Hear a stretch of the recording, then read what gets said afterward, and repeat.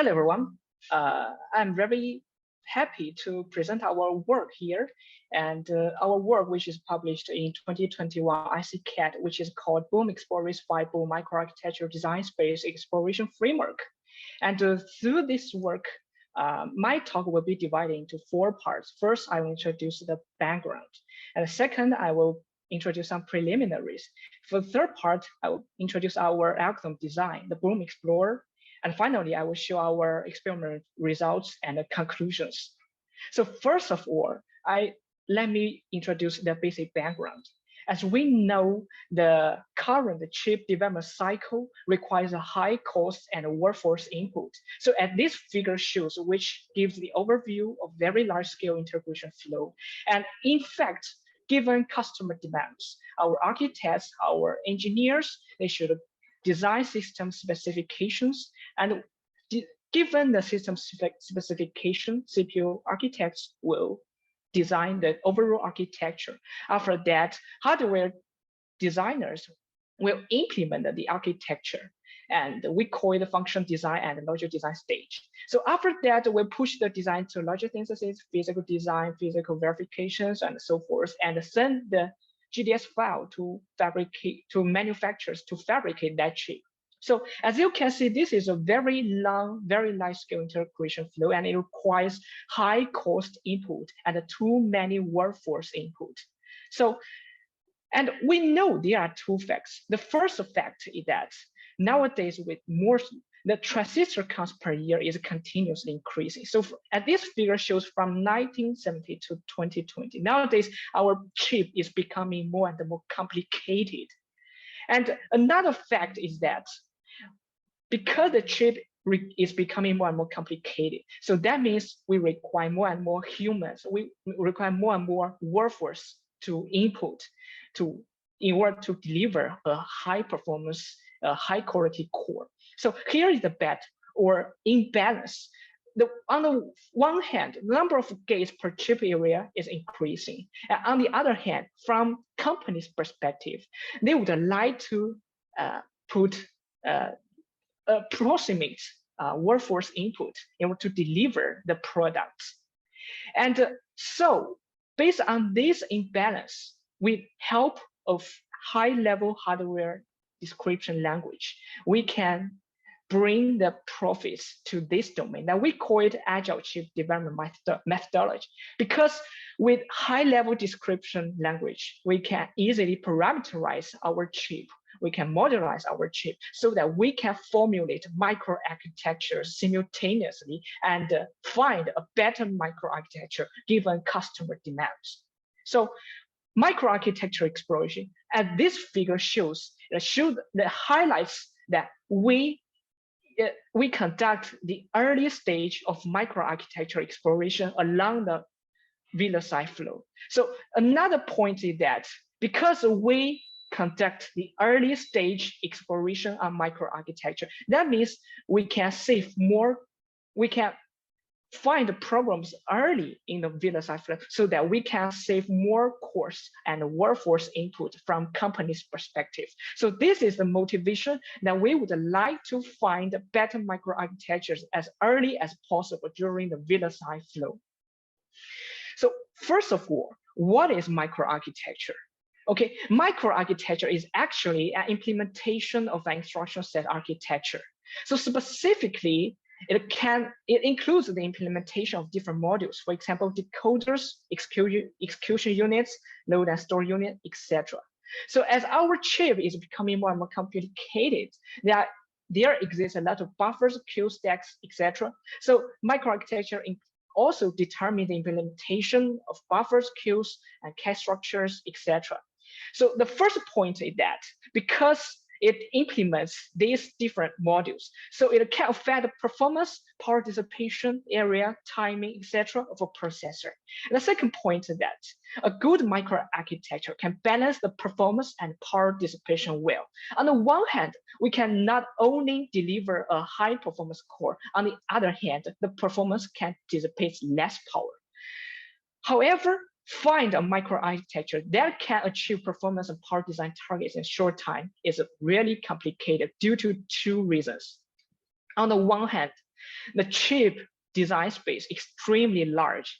On the other hand, it requires a lot of time to evaluate accurate performance power values of a single microarchitecture via the VLSI flow. So based on these two difficulties, the academia and industry, they adopt different methods. So from industry's perspective, the solutions are adopted based on engineering experience of CPU architects. And from academia's perspective, we have analytic models, and we also have data-driven models. For example, the AM-based, regression-based, AdaBoost-based, etc. However, both methods contain some limitations. From academia's perspective, because the solutions are mainly based on engineering experience from CPU architects, so these solutions lack scalability for newly emerged processors. And from academia's perspective, the analytic models are becoming hard to build, especially for nowadays complicated chips. And for data-driven methods, most data-driven methods fail to embed prior knowledge of microarchitectures. And on the other hand, they rely on accurate simulation system. However, most simulation systems cannot provide power values with respect to benchmarks. So the academia also lack discussions on striking a good balance between microarchitecture design performance and power dissipation. So given the problem and those limitations, we introduced Boom Explorer. So before I introduce Boom Explorer, I would like to deliver some preliminaries. The Boom Explorer is focusing on RISC-V out-of-order core design, which is called Berkeley out-of-order machine. So as the figure shows, it can be divided into 4 parts. The front end is responsible for fetch instructions from ICCAD and send this instruction to fetch buffer. A fetch buffer is actually decouples the front end and IDE, the latter of which is referred to instruction decoding unit. And the instruction decoding unit is responsible for decoding instructions to a series of micro operations. And those micro operations are sent to execution units. The execution units will try to calculate with register values and emitter values with respect to those signals or micro operations. And some memory-related instructions will interact with D-catch through LSU, which is called load and store unit. And given the overview, the architecture of Boom, we can extract a microarchitecture design space of Boom. So as this table shows, we can extract different components across 4 models. And in fact, we incorporate different structures of cache, the structures of branch predictor, the issue units, etc. into our design space, because for a chip design, they can contribute the impact between the performance and the power to a large margin. And a microarchitecture can be formulated by a combination with those components, especially the candidate values of each component. However, not all microarchitectures are legal. So each microarchitecture should obey a rule that is called constraints of Boom design specifications. So given the design constraints, for example, the reorder buffer entry should be divisible by decode width. If we cannot obey those rules, we cannot deliver a register transfer level design that can work well. And for the problem formulation, we first give some definitions. So the microarchitecture embedding is actually a combination of candidate values defined in the design space table. And in this work, we use clock cycles as a proxy to measure the performance of a Boom microarchitecture.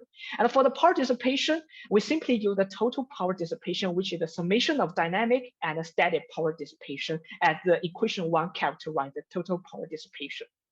And because we are dealing with the multi-object design, multi-object optimization problem, so we would like to define the path optimality, which is characterized by equation 2.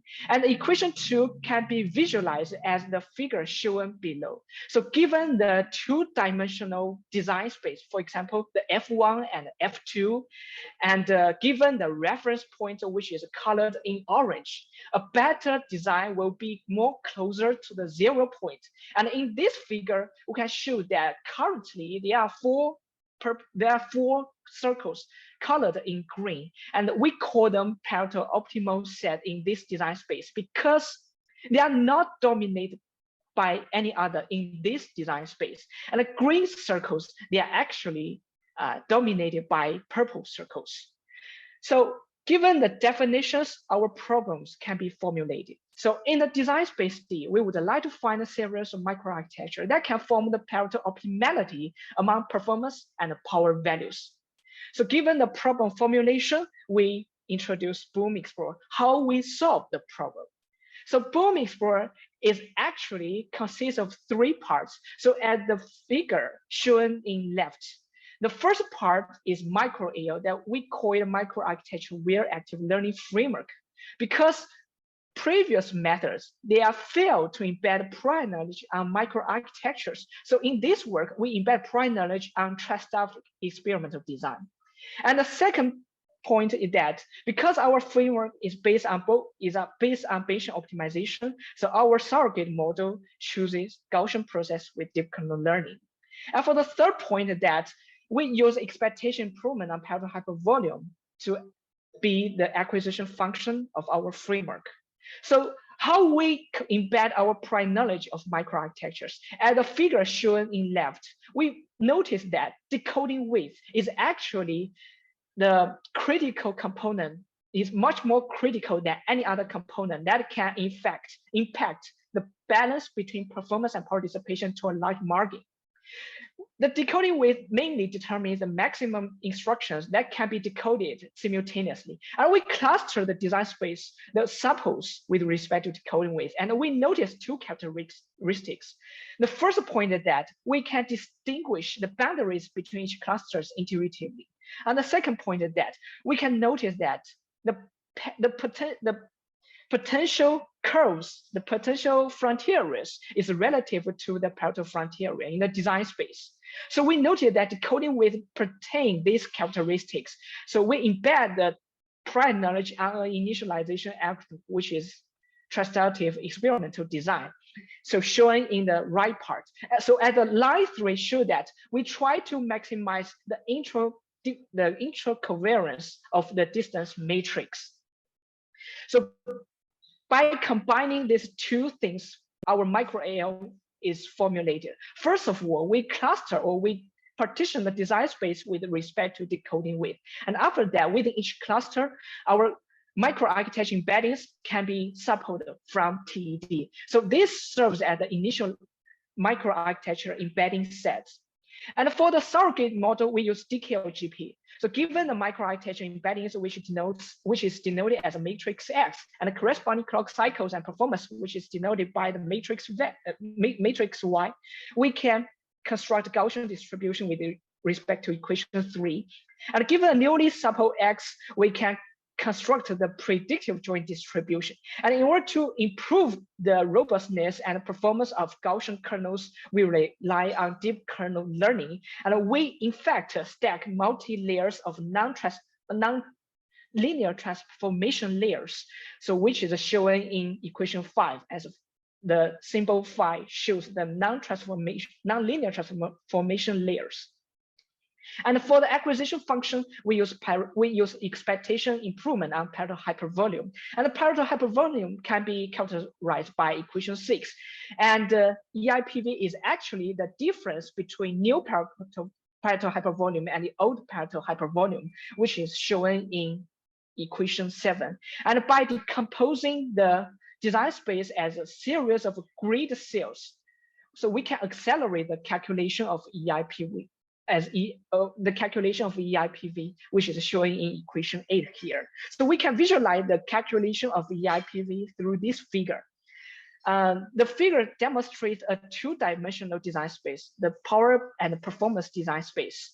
And the better microarchitecture or a better objective values will be much more closer to the 0 point. So given the reference points and the left figure shows, currently we explore the 4 potential Pareto designs, Pareto objective values, and the red circles are denoted as dominated ones, and the blue circles are actually non-dominated micro objective values. So if we can find a better microarchitecture embedding and its objective value is mapped to the circle colored in green, we can find that the area is enlarged and the amount that is increased, we colored in green, is actually the amount of EIPV. So in fact, in every optimization flow, we try to maximize the EIPV, or we try to maximize the green area, because only by maximizing the green area, we can explore a better microarchitecture embedding that can balance the performance and power well. So our Boom Explorer framework can be formulated. First of all, we use MicroAL to construct the initialization data set, which is shown in line 1. And after that, we construct the Bayesian optimization flow by establishing and training DKLGP, the surrogate model, in every optimization flow. We can use DKLGP to help us to explore the design space. And the sublearning is assisted by EIPV. So in fact, in line 6, we try to maximize EIPV in each optimization round. So how about the results? So we evaluate our experiment results with those settings. We conduct the experiments with the 7nm PDK, and we use Cadence Genus to conduct the synthesis, Synopsys VCS to construct hardware cycle accuracy simulators, and we use PrimeTime PX to conduct the power analysis. And because the design space is extremely large, so we construct an offline data set, which is composed nearly 1,000 RTL designs, and we evaluate each design running at 2 GHz. And we use representative benchmarks, medium, western, so on and so forth. And they have include all categories of RISC-V instructions. We compare with those previous methods, for example, AM-based, regression-based, adaptive-based, etc. And we also compare with traditional machine learning models, for example, the SVR exposed, so on and so forth. And this figure gives the comparison of predictive Pareto frontiers. The dots, which colored in gray, is actually the data, and the red points, which highlights here, is actually predicted by Boom Explorer, and the red cross shows the real Pareto frontier. So we can intuitively find that Boom Explorer performs better than any other methods because its predictions are much more closer to the real Pareto frontier. Moreover, we quantify our experiment results with these metrics. We first quantify our experiments with average distance to reference set, which is characterized by equation 9. It is actually a distance between the predicted Pareto frontier and the actual Pareto frontier. And we also use another metric, which is overall running time, to compare different methods. So as the table below show that the more detailed results. So we can find that Boom Explorer can not only perform better in ADR, normalized ADRS than previous methods, but also performs better in overall running time. Moreover, without MicroAL, we also find that the performance of Boom Explorer drops. So this ablation study demonstrates that the prior knowledge of microarchitectures does help in our algorithm design. And moreover, we compare a Pareto design explored by Boom Explorer with a human implementation Boom, which is the 2-white Boom here. And the table gives the average participation and the clock cycles comparison on more benchmarks. So we can find the Pareto design performs better no matter in participation, but also in performance. And these benchmarks, the detailed results on each benchmark is shown in the figure below the table. And these benchmarks actually contains more application scenarios, the commonly used scenarios, the DSP scenarios, and scientific usage, applications. And here we would like to ask, why does the Pareto design perform better? So first of all, the parallel design actually assigns more hardware resources for LDQ and SDQ. So this aligns with the fact that in chip design, in fact, the LSU can become the bottleneck with a high possibility, and more hardware resources for LDQ and SDQ can alleviate the bottleneck.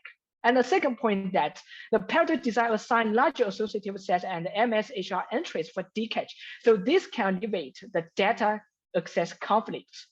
And for the third point, it assigns less resources for return address stack and branch target buffer. So we think that this is actually application driven, and this reduces the power dissipation. So why does Boom Explorer performs better than previous methods? So the first point that we use micro-AL, embedded prior knowledge on algorithm design. The second is that we use a robust non-parametric surrogate model. And the third point that we use a good design of acquisition function that can achieve a trade-off between performance and power dissipation. Thank you. Okay, thank you, Chen Bai, yeah, for your wonderful talk. Yeah, it's very clear and also very comprehensive. Yeah, and the result is also very good, very good. Okay, so now we have the question from the chat box. Can you take a look at this? I think he asked 2 questions. Thanks for those questions. So the first questions in the design space is large discrete. How to find a parameter configuration with a maximum EIPV in each build iteration? So the first question is related to the design of Boom Explorer. So how do we find the parameter configuration with a maximum EIPV in each build iteration? In fact, we use the surrogate model DKLGP, and the DKLGP can help to predict the utility of each microarchitecture. And then we can calculate the EIPV according to the predictions of DKLGP. So after we get those predictions, we can sort according to the results, and we choose the maximum results that is mapped to the maximum EIPV. And after we get the maximum results of the corresponding microarchitectures, so we push the microarchitecture to the villas of flow and evaluate the performance and power dissipation later. So the second question is about, since evaluating design is time consuming, the number of samples may be limited. Why is it large enough to train an over-parameterized neural model to the Gaussian kernels? In fact, in our design, our Gaussian kernels do not pertain too many parameters. It is a very simple multi-layer perceptrons. And in fact, we find that multi-layer perceptrons can be, performs better than previous data-driven methods. So this is a very interesting observation according to the experimental results.